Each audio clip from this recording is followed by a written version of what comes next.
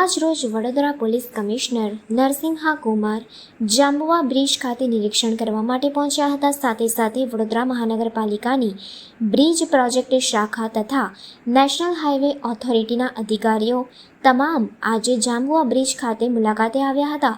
Jhabua bridge છેલ્લા 4 વર્ષથી જર્જરિત અને ટ્રાફિક જામના દ્રશ્યો સર્જાઈ રહ્યા છે, જેને લઈને 15 કિલોમીટર સુધીનો ટ્રાફિક જામ અવારનવાર જોવા મળતો હોય છે. જાંબુવા બ્રિજ પાસે આવેલ આજુબાજુના ગામડાના લોકો પણ રોડ રસ્તા અને સુવિધાને લઈને નારાજગી વ્યક્ત કરી રહ્યા હતા. છેલ્લા 4 વર્ષથી આ બ્રિજ ઉપર ટ્રાફિક જામ અને અવારનવાર એક્સિડન્ટ થવાના બનાવ પણ બની ચૂક્યા છે, પરંતુ તંત્ર હજુ પણ ક્યાંક કામગીરી પ્રત્યે નિષ્ફળ નીવડ્યું છે. જ્યારે આજે ગ્રામજનોએ તંત્ર સામે આક્રોશ વ્યક્ત કર્યો હતો. હવે જોવાનું એ રહ્યું છે કે જાંબુવા બ્રિજની ટ્રાફિકની સમસ્યા અને બ્રિજ ક્યારે રાહદારીઓ માટે નિરાકરણ લાવશે તે તો હવે આવનાર સમય જ બતાવશે.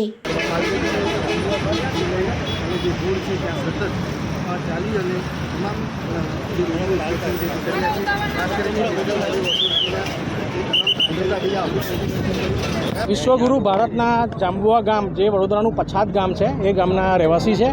અમારા એમએલએ કે અમારા કોઈ બી અહીંના લોકલ લોકો અહીંયા આવતા નથી. છેલ્લા 15 વર્ષથી ગામમાં રોડ પણ નથી બન્યા. રોડ લોકોએ દબાણ કરીને 4 ફૂટનો રોડ કરી દીધો છે. અત્યારે તમે ગામમાં જઈને જુઓ એની હાલત શું છે. અહીં નથી ટીપી ફાઇનલ થતી. વડોદરાની પંચાયતના ગામોની ટીપી ફાઇનલ થઈ ગઈ છે. વડોદરાના કોર્પોરેશનના ગામની ટીપી ફાઇનલ કરવામાં અમને હું પેટમાં દુખે છે, કાંઈ ખબર પડતું નથી. અને યોગેશ પટેલને જેને પણ એમએલએ બનવા માટે સપોર્ટ કર્યો છે ને બધા ગધેડા છે. એ લોકોને કોઈ કામ ધંધો કરવો નહીં. જાંબા ગામમાં કોઈ દિવસ આવો તો ખબર પડે. ઘણા સમયથી ટ્રાફિક જામ. અરે ટ્રાફિક જામ તો દર વર્ષની સમસ્યા છે. આજે રોડ રિપેર કરશે, છેલ્લા 2 કલાકની અંદર રોડની પથારી ફેરવી જશે. એ કયો ટાઈપનો બીટુમીન વાપરે છે રોડમાં એ જ ખબર નથી. માંગ એ છે કે રોડ પૂરો થાય, ગામના રોડ ડેવલપ થાય, ટીપી ડેવલપ થાય તો આ સમસ્યાનું સમાધાન મળે તમને. શું નામ આપનું? Kalpesh Patel. National highway number 48 જે મુંબઈથી અમદાવાદ સુધી જાય છે. આ બિઝીએસ્ટ રોડ આખા દેશમાં ગણી શકાય. ઇકોનોમિક કોરિડોરના હિસ્સો હોવાના કારણે આ માર્ગ ઉપર નિરંતર ટ્રાફિક રહે છે. ખાસ કરીને multi axle vehicle, loaded vehicle ચાલતા હોય છે. ત્યારે આપણે વરસાદી માહોલમાં જાંબુવા બ્રિજ ઉપર કેટલાક એન્જિનિયરિંગ પ્રશ્નો પણ આપણે નડતર છે. તો આજની તારીખે આપણે પોલીસ વિભાગ, નેશનલ હાઈવે ઓથોરિટીના એન્જિનિયરો, આરએમબી અને વીએમસીના એન્જિનિયરો, આપણે જે નેશનલ હાઈવે ઓથોરિટીના જે ટોઈંગ વ્હીકલ અને હાઈવે પેટ્રોલના જે ટીમ છે એમના તમામ સાથે એક સંયુક્ત મુલાકાત આપણે લઈ રહ્યા છીએ. આ ઇન્સ્પેક્શન દરમિયાન આપણે ખાસ કરીને પ્રયાસ આપણા રહેશે કે નાના મોટા એન્જિનિયરિંગ ઇન્ટરવેન્શન એજન્સીઓ વચ્ચે આપણા જે સારા સંકલન, પોલીસ તરફથી પોલીસ, ટીઆરબી અને આરટીઓ તરફથી બહેતર મેનેજમેન્ટ, આ બધા કરવાથી મને લાગે છે કે આપણે જે શોર્ટ ટર્મમાં જે નડતર રૂપ બન્યું છે આ સમસ્યાને આપણે ઉકેલ લાવવા માટે આપણે સફળતા મળશે. આજે આપણે ઇન્સ્પેક્શન કરી રહ્યા છીએ. સાથે સાથે ઇન્સ્પેક્શનના અંતે જે કરવાની થતી શોર્ટ ટર્મ એન્જિનિયરિંગ ઇન્ટરવેન્શન અને કોઓર્ડિનેશનના લગત મુદ્દાઓને આપણે ચર્ચા કરીશું. અને નેક્સ્ટ 2-3 મંથ્સમાં જ્યારે વરસાદી માહોલ છે ત્યારે જે પ્રશ્ન ઉપસ્થિત થયું છે આના નિરાકરણ માટે આપણે પ્રામાણિક પ્રયત્ન કરીશું. મને વિશ્વાસ છે કે સંલગ્ન તમામ વિભાગોના પ્રયાસથી એક પોઝિટિવ આઉટકમ આમાંથી મળશે. ટ્રાફિક દ્રષ્ટિએ કોઈ તો એન્જિનિયરિંગ પ્રશ્નો પણ ત્યાં ઉપસ્થિત થયા છે, તો થોડુંક ઇન્ટરવેન્શન નેશનલ હાઈવે ઓથોરિટી તરફથી પણ જોઈએ. સાથે સાથે આપણે પોલીસ, વીએમસી, આરએમબી, આરટીઓ, આપણે જે વિભાગો ઇન્ટરકનેક્ટેડ છે આપણે બધા મળીને કેવી રીતે અને આપણા જે વડોદરા શહેરના જ્યુરિસ્ડિક્શનમાં આવતા 10 કિલોમીટર સ્ટ્રેચમાં વધુ ઇફેક્ટિવ અને વધુ અસરકારક ટ્રાફિક મેનેજમેન્ટ અને એન્ફોર્સમેન્ટ કરી શકીએ તે અંગે આપણે પ્લાન કરીશું. મેઇન સમસ્યા તો બ્રિજની છે ને સાહેબ, 3 લેનથી 2 લેન. આપણે જે રીતે હું કીધું કે અત્યારે સમગ્ર રાજ્યમાં ખાસ કરીને મુંબઈ અમદાવાદ કોરિડોર ઉપર એ રોડનું વિડ્થ વગેરે વધારવાનો કેટલાક પ્રોજેક્ટો ઓલરેડી હાથ ધરી છે. અલ્ટરનેટિવ એક્સપ્રેસ વે પણ અમલમાં આવી રહ્યું છે. બ્રિજનું મરમ્મતનું કામ પણ long term plan already national highway authority હાથ ધરી છે. પરંતુ આપણા ઇમિડિયેટ જે ચેલેન્જ છે આના એડ્રેસ કરવા માટેનો આપણા પ્રયાસ છે. બીજું તો આપણે તબક્કાવાર જે આઉટકમ અને ઇન્ટરવેન્શન્સ સરકારશ્રી તરફથી કરવાના છે આ તો થઈ રહ્યું છે. મને વિશ્વાસ છે કે આજની આ એક્સરસાઇઝમાંથી આપણે કોઈના કોઈ ટેમ્પરરી ઉકેલ લાવવા માટેનો પ્રયાસ કરીએ. અત્યાર સુધી કઈ ક્યાં હતા એવું પૂછે છે.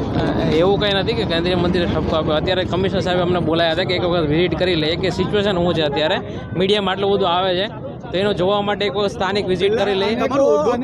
અનેકો વખત રજૂઆતો છે, અનેકો વખત રજૂઆત કરી. 4 વર્ષમાં આટલી રજૂઆતો છે. સાંસદથી લઈને પૂર્વ સાંસદથી લઈને ધારાસભ્યએ પણ રજૂઆતો કરી છે, તેમ છતાં પણ એ સ્થિતિ યથાવત જોવા મળી રહી છે. હવે જ્યારે ઠપકો મળે ત્યારે તમે અહીંને ઊભા છો એવું કહી રહ્યા, આક્ષેપો કરી રહ્યા છે. ને એ વસ્તુ ખોટી છે કે ભાઈ લોકોને કેવા ઉપરથી તમે અત્યાર સુધી શું કામગીરી કરી? નહીં, અમારે કામગીરી તો ઓવરલે અમે કરી લીધો હતો. એમ શું કહેવાય એના બોટલનેક હતા ક્લિયર થઈ ગયા હતા, પણ એમાં કંઈ એવો કંઈ વાંધો નથી કે ભાઈ એના લીધે. અને આ કેટલા ટાઈમથી આ ઓવરલે પણ કરી દીધું. 2 વખત ઓવરલે કર્યો હતો અમે લોકોએ. તમે વાઇડનિંગની વાતો તમે કરી. વાઇડનિંગ ઓલરેડી ચાલે છે કામ, એના પણ એવો છે, પણ આ તો 4 વર્ષથી તમે તમારી રીતે શું સક્રિય કામગીરી કરી છે? વાઇડનિંગનું અને તમે કામગીરી કરી છે તો પ્રજા કેમ રોષે ભરાઈ છે? નહીં, વાઇડનિંગનું કામ તો ચાલે જ છે સાયમલ્ટેનિયસલી બાજુમાં, પણ એને બનતા વાર લાગે ને. કોઈ પણ કન્સ્ટ્રક્શન ફ્લાયઓવર બનતા પણ 1 વર્ષ લાગે ને. તમારું નામ શું છે? તમે શું કામ કરો છો? હું પરેશ સોલંકી છું, નેશનલ હાઈવેમાં સાઇટ એન્જિનિયર છું. સાઇટ એન્જિનિયર છું. તમે સાઇટ ઇન્સ્પેક્ટર ઇન્સ્પેક્ટ કરવા માટે કેટલી વાર આવ્યા?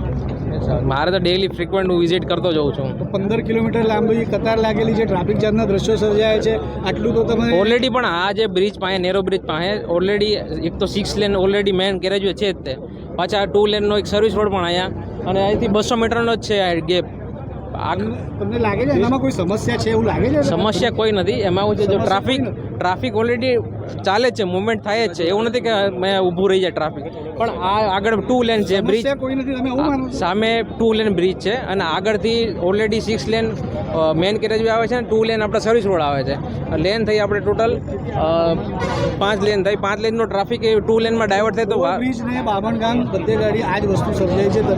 તમે કહી રહ્યા છો આ તો કઈ સમસ્યા નથી એવું કહી રહ્યા છો તમે?